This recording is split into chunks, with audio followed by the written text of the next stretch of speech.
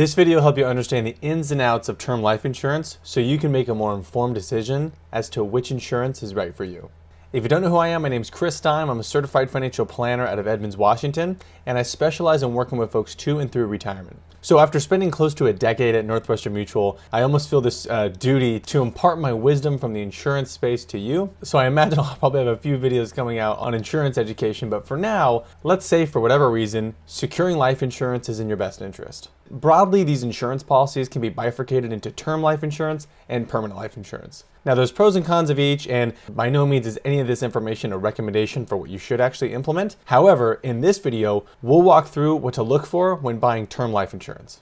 We're going to avoid any sort of company-specific types of term life insurance, but we will cover common structures of term life insurance. We'll cover common provisions and benefits and features of these policies, and then we'll cover who is probably a good profile to be considering this type of insurance policy, and then how to strategize implementing it. So let's jump in. First up, let's define our terms. Term life insurance. Term life insurance is a life insurance policy that's designed to be in force for a temporary period of time, after which this policy expires. Now, inside baseball here, these policies are designed to expire before you expire. And so just know that as you're implementing term life insurance, the goal of these policies should not be to maintain coverage for your entire life. Common timeframes are 10 years, 20 years, and 30 years. There's even some policies that'll last until you're age 80, but those all fall into term life insurance where there is a temporary amount of coverage. Generally, that temporary coverage is fixed and it does not change for the life of the policy unless you make some type of policy change to decrease the benefit. And the policies, once they reach that maturity age, again, 10 years, 20 years, or 30 years, then you lose access to the insurance and the policy is effectively canceled. Now, the benefit stays the same, but also the cost for most of these. The ones that last for an incredibly long period of time, those still temporary, those oftentimes have an increasing annual premium attached to them. So you'll have to weigh the pros and cons every year as to whether or not it's smart for you to maintain that insurance policy as it continues to get more and more expensive. Now, let's say the policy has expired or it's about to expire. Some term life insurance policies actually have a convertibility function or a continuation of benefit function, whereby at the end of that term, we'll say it's a 10-year term policy, you're allowed to continue that term policy for another 10 years,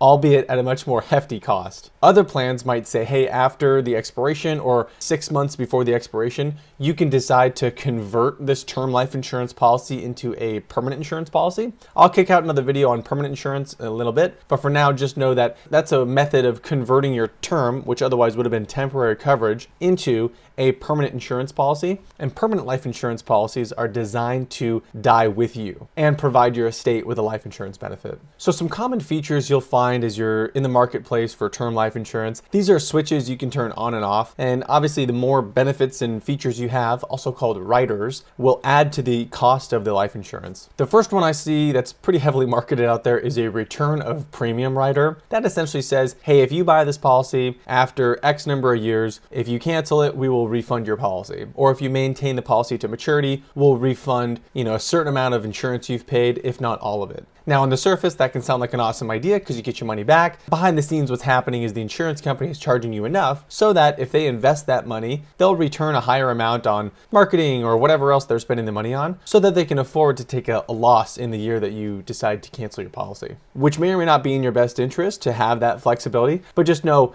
it's not a free lunch. And in fact, nothing I mentioned here is going to be a free lunch. Everything comes with a cost. You just might not see it. Another common feature on these term life insurance policies, and I've never seen an insurance company not let you do this, but you're allowed to generally decrease the coverage on your life insurance in the future. So let's say you buy $1 million of life insurance today, you've got 2 kids, mortgage, etc. In 5 years, your kids are going to be out of the house, they're going to be in college or whatever, and your liabilities or your need for life insurance might be decreased. These insurance companies generally will let you decrease your policy value and receive a subsequent decrease in your monthly or annual insurance premium. And so that could be a helpful thing to consider as well as your game planning, is knowing that in the future you could always drop coverage down. Usually there's a minimum policy value. Usually it's around 100 grand from what I've seen. Sometimes you can go lower to 50 grand, but obviously it has to be good enough for the insurance company to still be making a profit off of this. And so you'll have to check with the insurance company specifically, but usually around 100 grand is what I've seen as the minimum.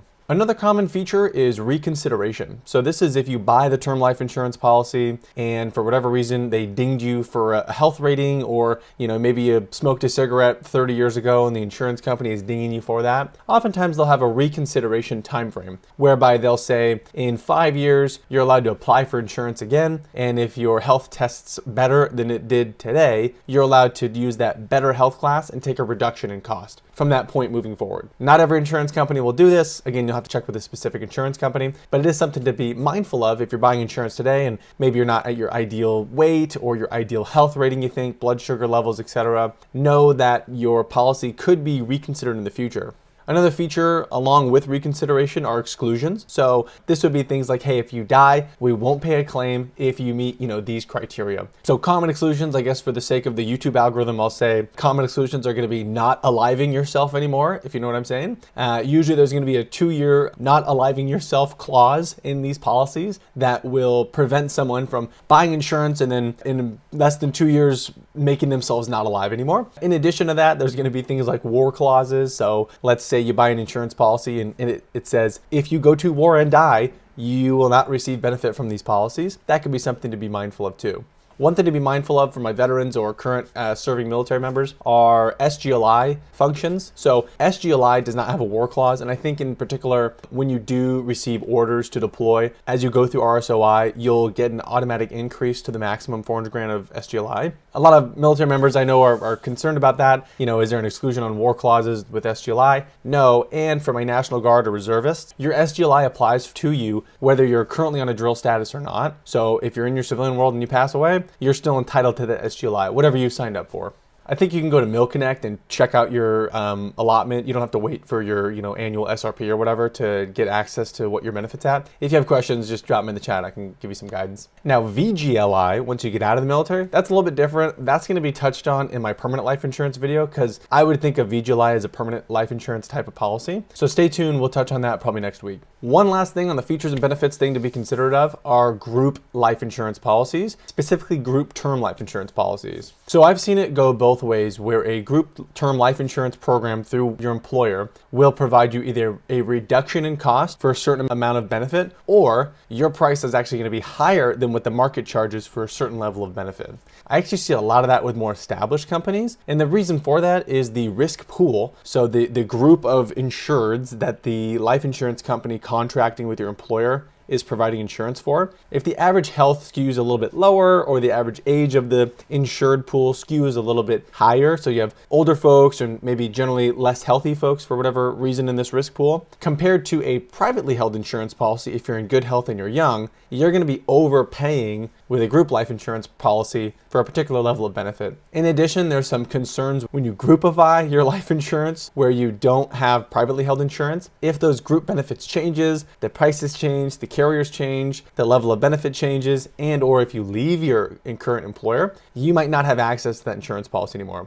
Specifically, if you leave your employer, you probably aren't going to be able to take that group life insurance benefit with you, which might make it a scary time if you decide to leave your employer for pursuit of a different company that maybe doesn't have as good of benefits. You'll need to privatize your insurance at that point and go out to the open market. And odds are, when you first bought the policy, you're older now, and generally when you get older, you don't get any healthier, so your policy expenses are going to be a little bit higher at this point. That said, on the other side, I have seen it where group insurance rates are actually cheaper than what you could buy on the private market. And most likely that's because, as opposed to taking an individualized risk with you, the insurance company is able to take a more group insurance approach, which just means at scale they're paying less claims. They're allowed to decrease the cost for everybody at this company. In particular, let's say you work as an accountant, your risk of dying compared to like a line worker is probably a lot lower. So the insurance company is going to be able to give you cheaper rates than the line workers union or whatever. What type of client profiles generally tend to benefit most from a term life insurance structure? Well, the easiest one is anybody looking for cheaper insurance coverage as quickly as possible. So term life insurance for the amount of benefit compared to a permanent policy is going to be far less of an annual outlay for a certain level of coverage. Now, of course, there's pros and cons to that, right? It's temporary coverage versus permanent insurance coverage, which we'll touch on another week. But the term life insurance policy, you can get a lot of benefit for a relatively low annual premium or cost. So term life insurance is a great quick fix. A lot of folks analogize term life insurance to renting insurance because you don't don't own it. You're not building any equity in the policy. So just know that when you purchase term life insurance, you're essentially renting that coverage. As soon as you stop making your payment, the insurance coverage goes away. Young families, I find, are a great candidate for term life insurance. My wife and I have a bunch of term life insurance because it's a great way to get a lot of coverage for a need that might be temporary, meaning making sure the kids get through school, all that kind of stuff. My life insurance needs will probably be a lot less once I'm in my 50s. Other good profiles for term life insurance candidates are going to be people looking to structure buy-sell agreements and they need some type of financing. We can touch on buy-sell in another video, but for this video, just to keep it simple, buy-sell, that's when two parties agree that if they die, they're allowed to buy out this person's ownership in the business, but that might come at a very, very high cost, which this guy might not have in the bank account somewhere. So this person will take a life insurance policy out on this guy so that if he dies, this person gets paid a bunch of life insurance money and can use that cash to buy out this person's estate for the ownership of that business. The last profile I think is helpful is going back to the business. If you run a business and you have some key employees in your business, maybe a rainmaker who makes all the sales or a operations person who pretty much runs the entire show by way of personnel in the business, if they go down by way of not being alive, you're going to need quite a bit of resources to replace that person. And odds are maintaining $3 million in the bank account for this potential event probably isn't going to be the best financial move for the company. It might make more sense just to take out a life insurance policy on that key person. And as part of their compensation package, you could say, hey, when you leave, you get to take this policy with you or whatever.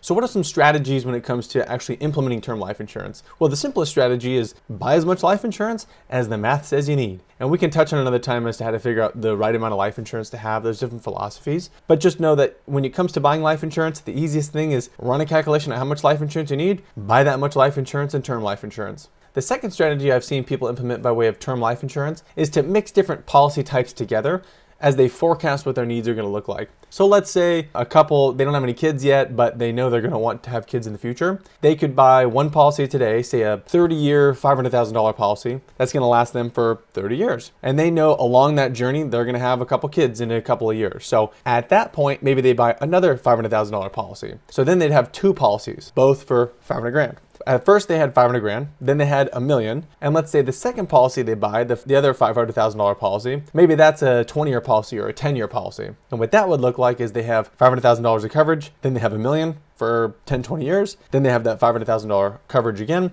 and that $500,000 coverage lasts for the remainder of that 30-year time frame. That way you're only buying life insurance when you need it rather than buying a $1 million 30-year policy, which is going to cost you roughly double what a $500,000 30-year policy would. There are some other strategies, though, to consider, maybe even before you even need life insurance. One of those strategies would be to lock in your insurability. This is something my wife and I actually did before we even got married, which was buy life insurance before we needed it. We locked in our insurability, knowing that in the future we'd want to have a family, kiddos, mortgage, all that kind of stuff. It made sense to us to buy life insurance ahead of time, so that in the future when we wanted that life insurance, we didn't have to worry about what our health was looking like and worry about not being able to get coverage.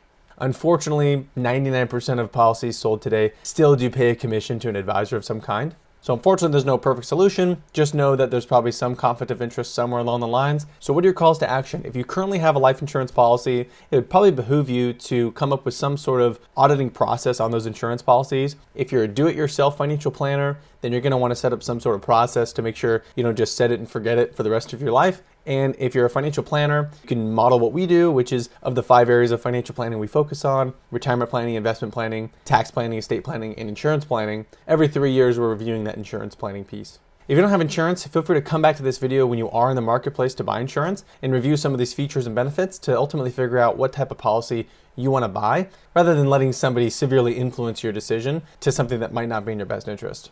Hopefully that was helpful in simplifying term life insurance. If you have further questions, drop them in the chat below, send me an email, we'll get you squared away. Have an awesome rest of your week. We'll chat with you later. Bye.